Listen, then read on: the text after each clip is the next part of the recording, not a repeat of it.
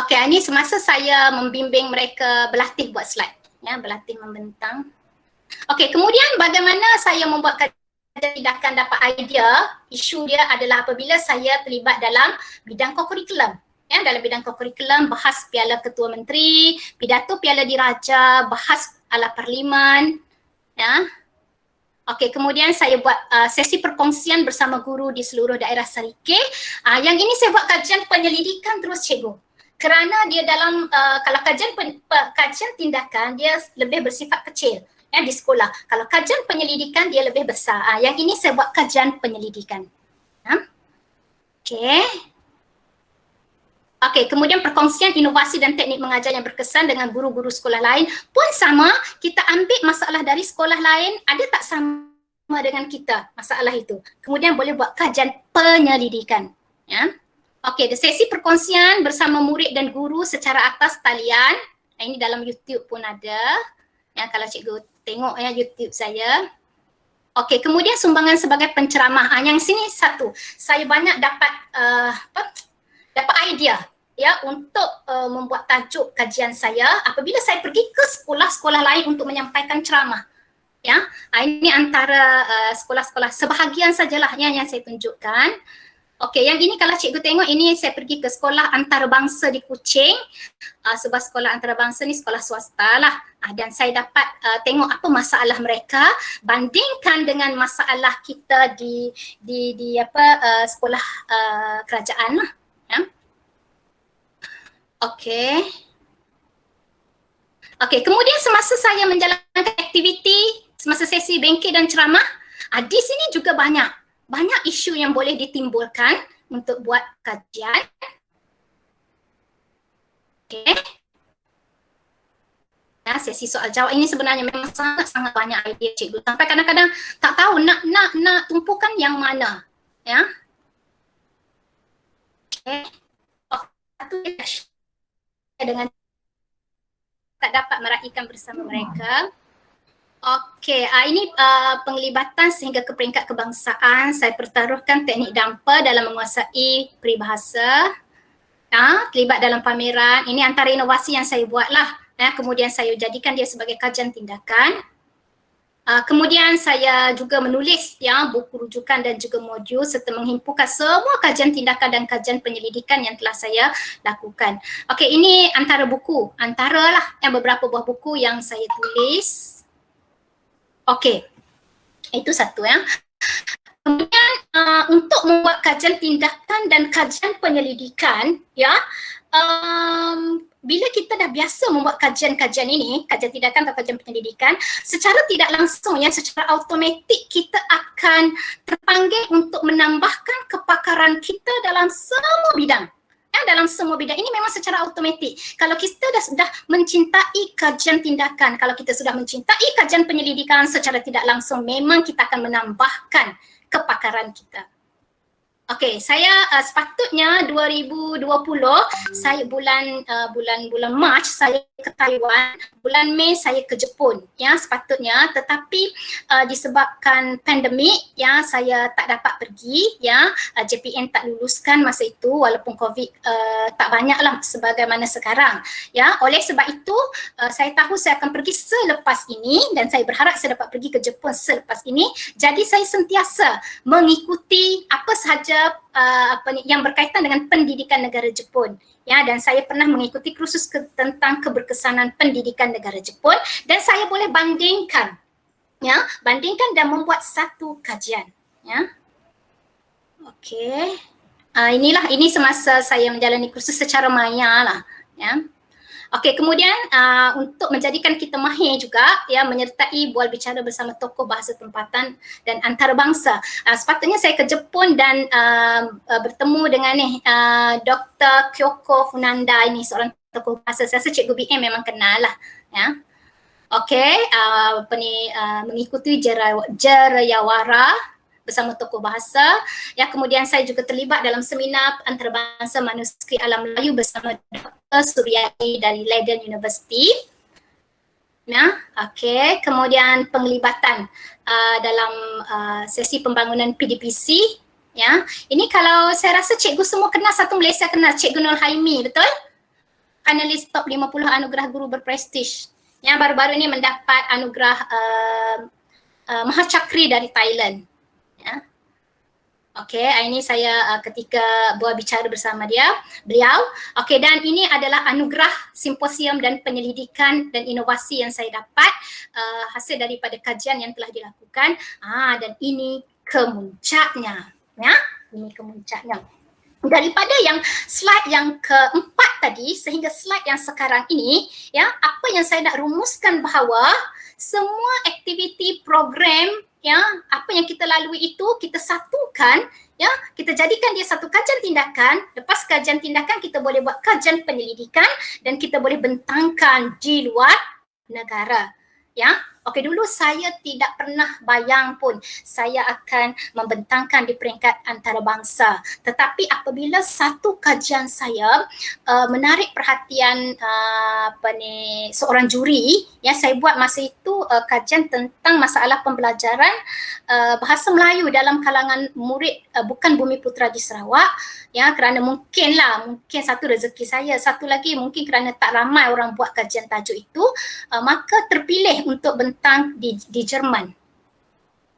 Okey, ini saya di Goethe University, Frankfurt, Jerman. Yang saya menggalas tanggungjawab sebagai delegasi dari Malaysia membentangkan satu kajian mengenai Sarawak lah, bahasa Melayu di Sarawak di Goethe University. Ya.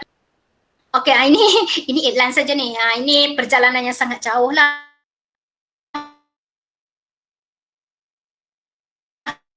Kemenatkan dan penuh dengan pengalaman. Okey, ini semasa bentang di Leiden University di Belanda. Sebenarnya di sinilah ya, untuk pengetahuan tuan-tuan dan puan-puan, banyak manuskrip Melayu tersimpan di Leiden University. Ya, yang asalnya dari Kesultanan Melayu Melaka, semuanya disimpan di sini. Tapi kami tidak diberi kesempatan semasa berada di sini, tidak diberi kesempatan untuk menatap manuskrip itu walaupun kita dari Malaysia kerana sudah dihak milikkan oleh Belanda. Ya, mungkin satu hari nanti ada pejuang bahasa yang akan memperjuangkan manuskrip kita dan bawa balik ke Malaysia. Okey, ini di Belanda. Masa ni kami berpakaian biasa sebab terlalu sejuk, ya, jadi selepas pembentangan tukar kepada pakaian lain lah, ya, kerana terlalu sejuk pada ketika itu walaupun tak ada salji. Okey, ini selepas pembentangan lah. Ya, saya memang tak terfikir saya akan berada di sini. Saya langsung tidak terfikir. Saya pergi bersama-sama dengan semuanya profesor, pengetua cemerlang. Saya rasa mungkin saya dua orang ya, cikgu cabut. Ya, memang sangat malu apabila mereka panggil doktor-doktor, ya. Wahai saya belum doktor, ya, saya rasa sangat malu sebenarnya. Dan itu menjadi semangat untuk saya menyambung pengajian di PhD nanti, insya-Allah. Okey, semasa saya membentangkan kajian saya tentang Sarawak, bahasa Melayu di Sarawak, seorang pensyarah Fakulti Bahasa Melayu, sebab di sana mereka ada Fakulti Bahasa Melayu, Dr. Morgan, dia berminat ya tentang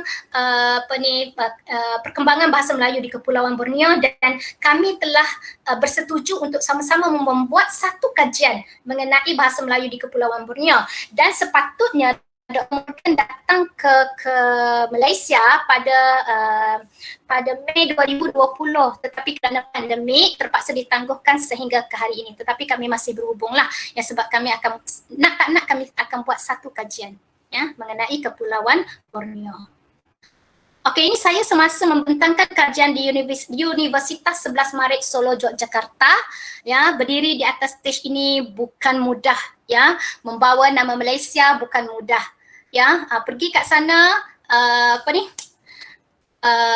sangat berdebar. Ya, sangat berdebar, kalau salah cakap memang negara akan malu, bukan kita akan malu, negara akan malu, ya.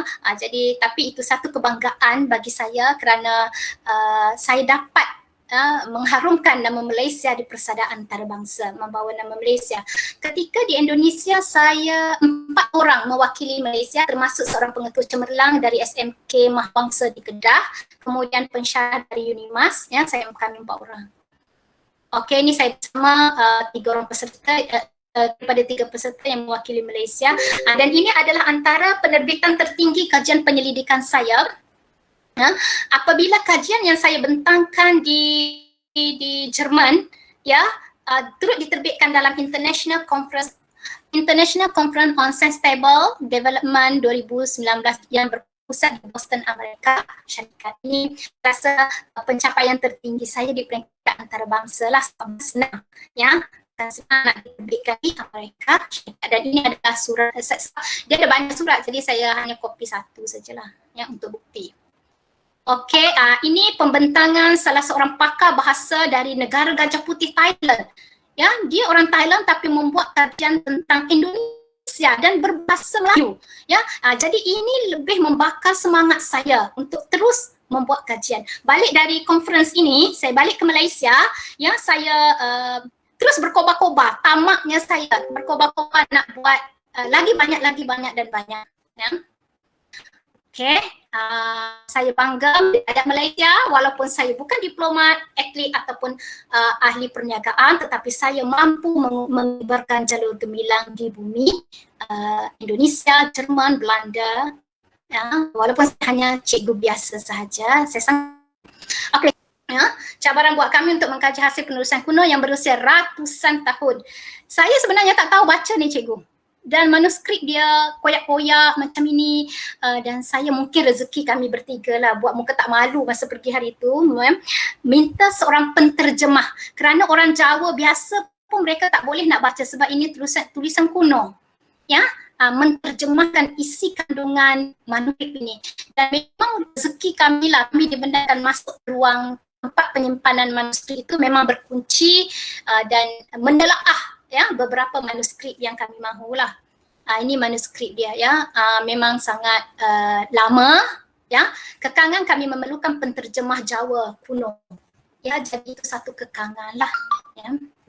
Okey, ini antara sijil-sijil ya, sijil-sijil yang saya dapatlah apabila saya membentangkan kajian di luar negara.